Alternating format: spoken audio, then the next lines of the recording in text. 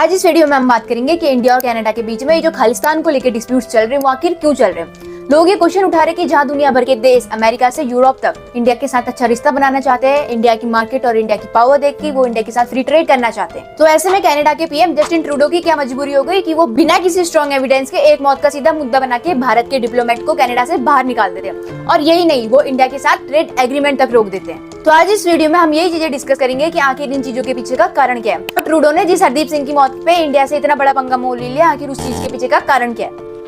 Over the past number of weeks, Canadian security agencies have been actively pursuing credible allegations of a potential link between agents of the government of India and the killing of a Canadian citizen, Hardeep Singh Nijjar. और ये भी जानेंगे कि आखिर Trudeau की ऐसी कौन सी मजबूरी है जो वो एक आतंकी की मौत के बदले इंडिया जैसी कंट्री से इतना बड़ा पंगा मोल ले रहे हैं, और वो भी ऐसा पंगा जिस पर उनके खुद की कंट्री के मीडिया नेता उन्हें ही ब्लेम कर रहे हैं, उन्हें गालियां दे रहे हैं। तो इस वीडियो को हम चैप्टर्स के थ्रू समझेंगे। पहले चैप्टर में हम ये जानेंगे कि आखिर खालिस्तानी मूवमेंट स्टार्ट कैसे हुआ। तो आइए आपको 3 डिकेड्स पीछे ले चलते हैं। ये बात है 80s के डिकेड्स की, जब पंजाब में खालिस्तानी मूवमेंट जोरों शोरों से स्पीड पकड़ रहा था। तो ऑपरेशन ब्लू स्टार होता है जिसमें दर्जनों खालिस्तानी सपोर्टर्स मारे जाते हैं। फिर उसके बदले के तौर पर इंदिरा गांधी जी के सिख बॉडीगार्ड की तरफ से उनकी हत्या कर दी जाती है। इसके बाद पंजाब में मिलिटेंसी का फेस स्टार्ट हो जाता है और इसी मिलिटेंसी पे काबू पाने में 10 साल लग जाते हैं। केपीएस गिल जैसे ब्रेव ऑफिसर्स चुन चुन के इन आतंकों का सफाई कर देते हैं। और ये वही वक्त था जब बहुत सारे खालिस्तानी सपोर्टर्स देश छोड़कर जैसे तैसे दूसरे देशों में शरण लेने लगते हैं। और आज आप कनाडा से लेकर इंग्लैंड, ऑस्ट्रेलिया जैसे देशों में जो खालिस्तानी सपोर्ट देखते हैं, ये उन्हीं लोगों का है जो 30-40 साल पहले जाकर इन देशों में बस गए। तो फिर बाद में इन लोगों ने अपना यही नेगेटिव माइंडसेट आगे फॉरवर्ड कर दिया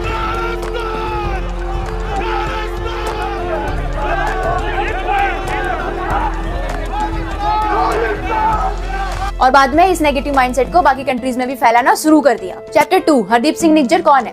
तो उस टाइम पे जो लोग देश छोड़ के जा रहे थे उनमें से एक नाम हरदीप सिंह निज्जर भी है। जब आप इनकी पूरी कहानी जानेंगे तो आपको लगेगा कि जो इंसान खुद इतने टाइम से कनाडा में फ्रॉड्स करके रह रहा है, आखिर उसके लिए कनाडा के पीएम जस्टिन ट्रूडो आंसू क्यों बहा रहे हैं, वो भी मगरमच्छ के आंसू, जिन्हें देख के मगरमच्छ खुद रो पड़े। क्या ये आंसू जायज है? आपको ये जानकर हैरानी होगी कि जिस हरदीप सिंह निज्जर के लिए कनाडा के पीएम ट्रूडो आंसू बहा रहे हैं, इतना मेलोड्रामा कर रहे हैं, उसके पीछे की रियलिटी क्या है। रियलिटी तो ये है कि हरदीप सिंह निज्जर कनाडा में एंटर ही फेक पासपोर्ट से हुए थे। As per reports Hardeep Singh Nijjar Canada में रवि शर्मा नाम के फेक पासपोर्ट से एंटर हुए थे। एंड उसके बाद उन्होंने कनाडा गवर्नमेंट को अपनी फेक स्टोरी बतानी स्टार्ट कर दी कि किस तरीके से इंडिया गवर्नमेंट उन्हें टॉर्चर कर रही है और किस तरीके से इंडिया में उनकी जान को खतरा है। कनाडा के रिफ्यूज पैनल को जब उनकी फेक स्टोरी का पता लगा तो उन्होंने उनकी एप्लीकेशन को रिजेक्ट कर दिया। लेकिन हरदीप सिंह निज्जर यहाँ पे नहीं रुके, उन्होंने कनाडा की सिटीजनशिप लेने के लिए वहाँ एक फेक शादी भी कर ली। और जैसे कि ये तो हम सभी को पता है कि आजकल के छोटे मोटे एंटरप्रेन्योर्स अपने बिजनेस को बड़ा करने के लिए छोटे मोटे बिजनेसेस बंद करके वो एक बड़े लेवल पे चले जाते हैं। तो यही चीज हरदीप सिंह निज्जर ने भी की, लेकिन अपने करियर को बढ़ाने के लिए नहीं, बल्कि अपने टेररिज्म को बढ़ाने के लिए। तो हरदीप ने शुरू में कनाडा आने पर प्लम्बर का काम किया, मगर वो तो कुछ और ही सोच के बैठा था, इसलिए उसने ग्रुप पतवंत सिंह पन्नू का Sikh for justice group join कर लिया। ये वो ऑर्गेनाइजेशन थी जिसमें भारत पे बैन लगा हुआ था, लेकिन हमारे मासूम हरदीप सिंह निज्जर जी का इसे कहां मन भरने वाला था, इसलिए उसने जगतर सिंह तारा का बब्बर खालसा इंटरनेशनल ज्वाइन कर लिया और यहीं से वो टेररिज्म के पिच पर उतर गया। उसके बाद हरदीप ने खालिस्तान टाइगर फोर्स के नाम से अपना ग्रुप बना लिया और इसी हरदीप सिंह की ऑर्गेनाइजेशन सिख फॉर जस्टिस पे ये इल्जाम है कि उसने 2007 में लुधियाना में बॉम्ब ब्लास्ट करवा के 6 लोगों की जान ली। राष्ट्रीय सिख संगत के अध्यक्ष रुलदा सिंह की पटियाला में हत्या करवा दी गई। और यही नहीं, 2018 में एनआई ने कहा कि पंजाब में कई ऑर्गेनाइजेशन लीडर्स की डेथ के पीछे इसका हाथ हो सकता है। अभी भी इसके कारनामे खत्म नहीं हुए और ये ऐसे ही टेररिज्म को बढ़ाता चला गया। अब हम बढ़ते हैं हमारे चैप्टर 3 की तरफ कि जस्टिन ट्रूडो आखिर खालिस्तानियों से इतना लगाव क्यों लगा बैठे और वो आखिर ऐसा क्यों कर रहे हैं, और इसी के चलते इंडिया और कनाडा के ट्रेड रिलेशन पे इम्पैक्ट पड़ रहा है। वो दिन प्रतिदिन बिगड़ते ही जा रहे हैं और यहाँ तक कि इंडिया और कनाडा आपस में ट्रेड तक नहीं कर पा रहे। तो ट्रूडो का ये सब करने के पीछे का कारण बहुत ही सिंपल है, वो ये है कि ट्रूडो की कनाडा में लिबरल पार्टी अपने दम पर पावर में नहीं है। उन्हें गवर्नमेंट बनाने के लिए एनडीपी यानी न्यू डेमोक्रेटिक पार्टी का सपोर्ट लेना पड़ रहा है और इस एनडीपी के लीडर हैं जगदीप सिंह, और ये जगदीप सिंह भी खालिस्तानियों के सबसे बड़े चीयर लीडर हैं। I want you to know you can trust that New Democrats and everyone in this House will fight with everything we have to ensure that this serious, reprehensible matter is treated with the utmost seriousness and focus and that we bring justice. Thank you. और इनकी इन्हीं हरकतों की वजह से इनका Twitter account India में ban करवा दिया गया था और साथ ही इन्हें इंडिया आने की परमिशन भी नहीं दी गई।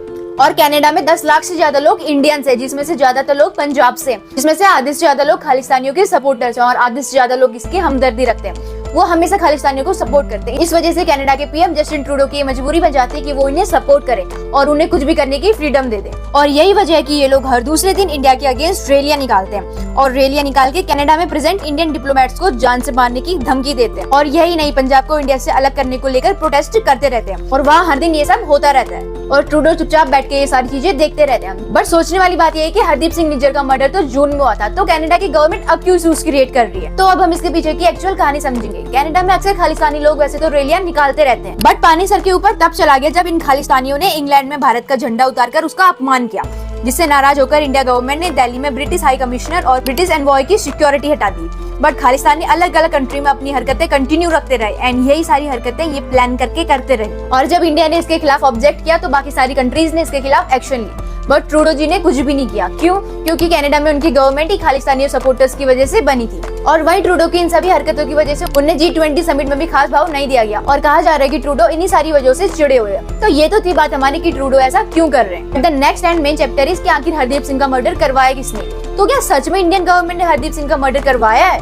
और हरदीप सिंह ही क्यों, परमजीत पंजवार, अवतार सिंह खांडा के भी मर्डर्स हुए हैं और ये भी खालिस्तानी लिबरेटेंट थे और इनको भी मारा गया। और कुछ लोगों को कहना यह है कि इसके पीछे भी इंडियन गवर्नमेंट का हाथ हो सकता है। अब सवाल ये उठता है कि भले ही कोई शख्स कंट्री के लिए कितना बड़ा खतरा ही क्यों ना हो, कोई कितना ही मोस्ट वांटेड क्यों ना हो, क्या किसी का ऐसा मर्डर करवाना एक्सेप्टेबल है? बट सबसे बड़ी बात तो ये है कि आखिर इन आतंकियों को किसने मारा ये आज तक पता नहीं लग पाया। और अगर आप किसी भी कंट्री को ब्लेम करेंगे तो वो कंट्री ऑब्वियसली अपने आप को डिफेंड करेगी। फॉर एग्जाम्पल, जैसे अगर हमें कोई कुत्ता प्यार करता है तो उसे हम भी सहराते हैं, बट वहीं अगर कोई पागल कुत्ता हमें काटना है तो हम उसे लकड़ी से मार के भगाएंगे, ना कि उसका सर सहलाएंगे। तो इसी तरीके से इंडिया भी अपने आप को बस डिफेंड करना चाहता है। तो एट लास्ट कंक्लूजन ये बनता है कि कनाडा के पीएम जस्टिन ट्रूडो कनाडा में अपनी गवर्नमेंट बनाए रखना चाहते हैं, इसलिए उन्होंने इंडिया से इतना बड़ा पंगा मोल ले लिया, क्योंकि अगर वो खालिस्तानी के खिलाफ जाते हैं तो डायरेक्टली उनके वोटर्स कम हो जाएंगे।